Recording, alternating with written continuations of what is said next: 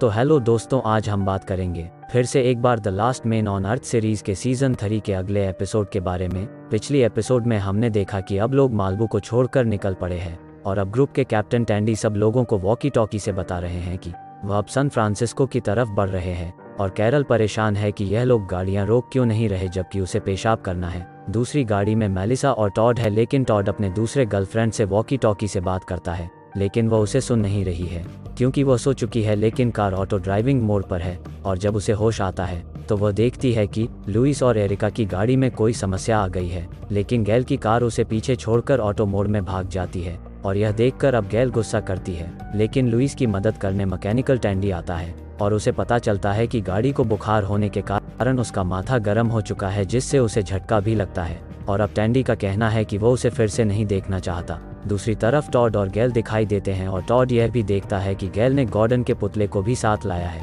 जिस कारण वो उससे पूछता है कि क्या वो अब भी इसके साथ रोमांस करती है। पर गैल का मानना है कि जब से वो दोनों के साथ रहा है वह किसी पागल आदमी की तरह भाग रहा है। लेकिन वो दोनों देखते हैं मेलिसा किसी पागल औरत की तरह भाग रही है, पर वो उन्हें बताती है कि गाड़ी में काफी समय से बैठने के कारण वो पैरों में खींचाव महसूस कर रही इसलिए वह भाग रही है। रात में सब बैठे हुए हैं कि कैरल गोल्डन गेट ब्रिज बनाकर लाती है और उसका मानना है कि यह आत्महत्या करने के लिए अच्छी जगह है क्योंकि यह काफी खूबसूरत है। लेकिन जैसे ही गैल उस पर लगी जेली बिन्स को खाती है, कैरल बताती है कि यह पेट्रोलियम से उसने बनाई है। तब टॉड सभी को एक साथ रहने के लिए कहता है क्योंकि ये जगह नहीं है। तब टैंडी और लुइस की बातों में सबको पता चलता है कि लुइस समलैंगिक है, जिससे टैंडी को विश्वास नहीं होता है और लुइस के जाने के बाद भी वह उसी बात को दोहराता रहता है जिसे सब लोग उससे परेशान होने लगते हैं। अगली सुबह भी वह उसी बात को लेकर कैरल से कहता है कि वह उसे समाज में पाकर खुश है क्योंकि वह अनोखा है। जिसके बाद कैप्टन टैंडी सबको बताता है कि उनका सैन फ्रांसिस्को में स्वागत है, लेकिन सब लोग यह नज़ारा देखकर चौंक जाते हैं। जिसके बाद उन्हें पता चलता है कि पूरा शहर जल चुका है और अब लोग पता करना चाहते हैं कि आखिर यह कैसे हुआ। तब टैंडी उन्हें बताता है कि तूफान का देवता भी यह कर सकता है, लेकिन एक फ्लैशबैक 2 साल पीछे दिखाई देता है जहां हमारे टैंडी भाई हाथों में 2 फुलझड़ी लेकर दिखते हैं और पूरी पटाखों की फैक्ट्री में दिवाली मानते हुए भाग जाते हैं और अब भी सब नेचर पर इल्जाम लगा देते हैं। जिसके बाद अब सब परेशान है कि वो कहाँ जा सकते हैं, लेकिन टैंडी का मानना है कि अगर हम जगह नहीं चुनते तो जगह हमें चुन लेगी। जिसके बाद अब वो लोग फिर से अपने सफर को शुरू करते हैं और अब टैंडी के बस में लुइस भी साथ है। तब टैंडी एक भयानक गाना सुनाकर उसे पका देता है। दूसरी तरफ गैल और टॉड की सुबह की बात अब तक जारी है और वो दोनों एक दूसरे पर आरोप लगाने लगते हैं, लेकिन उनकी वजह से मेलिसा की नींद हराम हो जाती है। तब वह दोनों भी उसे फिर से सोने के लिए कहते हैं। बस में टैंडी लुइस की तरफ ही देख रहा है और वो उसे आंखों का खेल खेलने के लिए कहता है, लेकिन लुइस एक झपकी लेना चाहता है। लेकिन फिर भी टैंडी उसके बालों की तारीफ करने लगता है, जिससे लुइस इतना परेशान होता है कि वो सोचता है कि वह इस बस में क्यों आया। एक तरफ 2 प्रेग्नेंट औरत भी चर्चा कर रही है।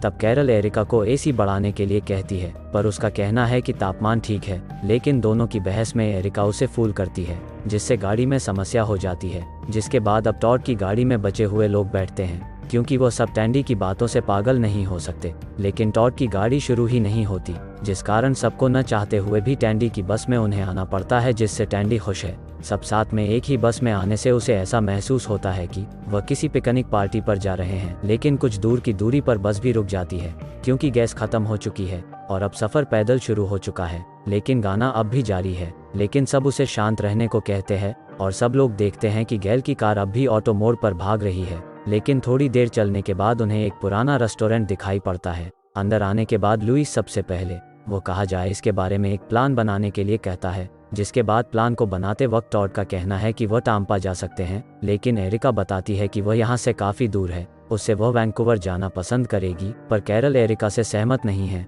जिसके बाद अब माउंट एवरेस्ट भी तो कोई पोर्टलैंड बताने लगता है, लेकिन गैल अब शांति चाहती है क्योंकि वह थक चुकी है। पर अब सब में जगह के बारे में बहस शुरू हो चुकी है, जिससे गैल जाने लगती है और बताती है कि वह हमेशा के लिए उनसे दूर जा रही है क्योंकि अब यहाँ कोई परिवार नहीं बचा है, सिर्फ पागलों का एक समूह बचा है जो इस दुनिया में अब भी जीवित है।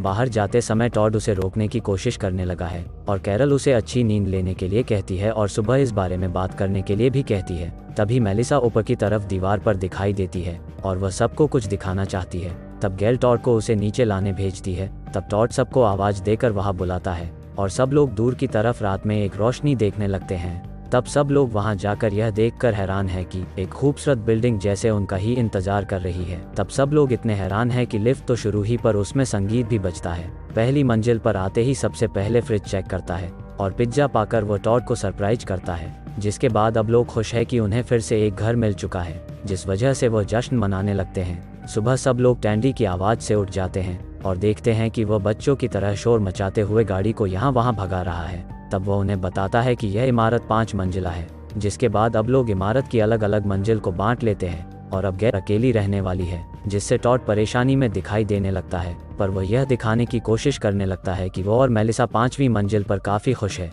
रात में सब लोग फ्रोजन पिज्जा एक अपना ही सॉन्ग बनाकर गा रहे हैं कि तभी अचानक बिजली चली जाती है, जिससे टॉड और टैंडी दोनों चिल्लाने लगते हैं। टैंडी और कैरल दोनों कैंडल लाइट डिनर करते हैं, पर दोनों एक दूसरे से बात करते वक्त कैरल उसे बताती है कि लोग नई जगह पाकर खुश है, लेकिन उन्हें बिजली के बारे में सोचने की ज़रूरत है, क्योंकि ऐसा ही चलता रहा तो हर किसी को इस जगह से भी परेशानी होने लगेगी। तब टैंडी सुबह होते ही बिजली लाने की कोशिश करने का उससे वादा करता है और अगली सुबह टैंडी देखता है और हैरान है कि इतने सारे बटन किस लिए है। तब वह सारे ही दबाने लगता है ताकि बिजली आ सके। दूसरी तरफ टॉड पुरानी ट्रिक का इस्तेमाल करके वह आग बुझाने वाले स्प्रिंकलर को नहाने के लिए शुरू करता है। तब गैल आती है और उसका अंतिम निर्णय बताती है। वह अब टॉड से दूरी बनाना चाहती है और वह उसे हमेशा के लिए मेलिसा के साथ रहने के लिए कहती है, जिसके बाद वह वहां से चली जाती है। और इधर आखिरकार टैंडी बिजली लाने में कामयाब हो गया है, लेकिन वह जब आता है तो वह टॉड को निराश पाता है और टॉड उसे बताता है कि गैल ने उसे हमेशा के लिए मेलिसा के साथ रहने के लिए कहा है। दोनों बातें ही कर रहे हैं कि उन्हें कैरल की आवाज़ आती है। देखते हैं तो कैरल उन्हें बताती है कि वह आते ही यह भारी वस्तु नीचे गिर पड़ी है। तब कैरल इसे किसी और शक्ति का होने का एहसास बताती है, लेकिन टैंडी बताता है कि यह एक दुर्घटना थी। पर वो देखता है कि रस्सी बीच से कट चुकी है। तब उसे नीचे एक कटर भी मिलता है और अचानक टैंडी लुइस का नाम लेता है, जिसके बाद टैंडी लुइस की कॉफ़ी में कटर डाल देता है, जिससे वो समझ नहीं पाता कि टैंडी ने ऐसा क्यों किया। लेकिन तभी वह वहां से चला जाता है। पर टैंडी सोचने लगता है कि उसने ही बिजली को बंद किया होगा और कैरल को भी मारने की कोशिश की होगी। दूसरी तरफ मेलिसा खुर्चियों पर शूटिंग कर रही है। तब टॉड आकर उसे उसके और गैल के बारे में बताता है कि वो अलग हो चुके हैं, पर उसे लगता है कि मेलिसा भी उसे इग्नोर कर रही है। लेकिन जाने से पहले मेलिसा उसे जादू की झप्पी देती है और बताती है कि वो उसे कभी खोना नहीं चाहती।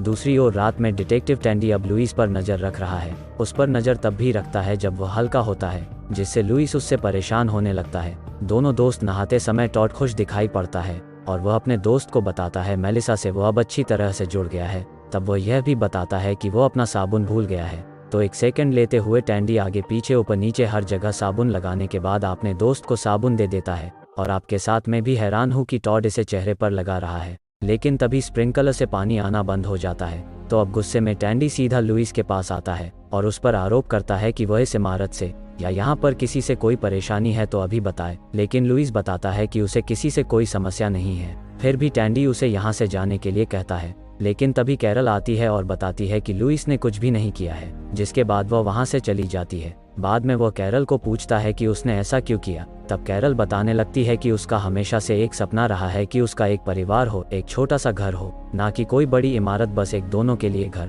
पर जब इस इमारत को सबने देखा तो मानो सबका चेहरा ऐसे चमका मानो डैनी की नई वीडियो देखी हो, जिससे तब वह किसी को निराश नहीं करना चाहती थी। तब कैरल की भावना को टैंडी समझ सकता है और उसे बताता है कि वही उसकी पसंदीदा सुपर मॉडल है। जिसके बाद कैरल अपनी बात सभी को बताने लगती है और दोनों एक दूसरे को चूम लेते हैं। तब कैरल खुद ही अपना जुर्म करने के लिए सोसाइटी से सजा पाना चाहती है और टैंडी उसे लकड़ी के जाले में बंद कर देता है। लेकिन वो यह भी देखती है कि टैंडी ने उसके लिए एक छोटा सा घर भी बनाया है, जिसे देखकर वो काफी खुश हैं। दूसरी ओर टॉड मेलिसा को ढूंढ रहा है और मेलिसा आज कमाल की दिख रही है, ऐसा मेरा नहीं टॉड का मानना है। तब मेलिसा टॉड को एक खबर बताती है और टॉड भी गौर से सुनने लगता है, जिसमें यह पता चलता है कि वो टॉड के साथ हमेशा रहते हुए एक बच्चे का उसने प्लान बनाया है। पर यह सुनकर टॉड थोड़ा हैरान दिखाई पड़ता है।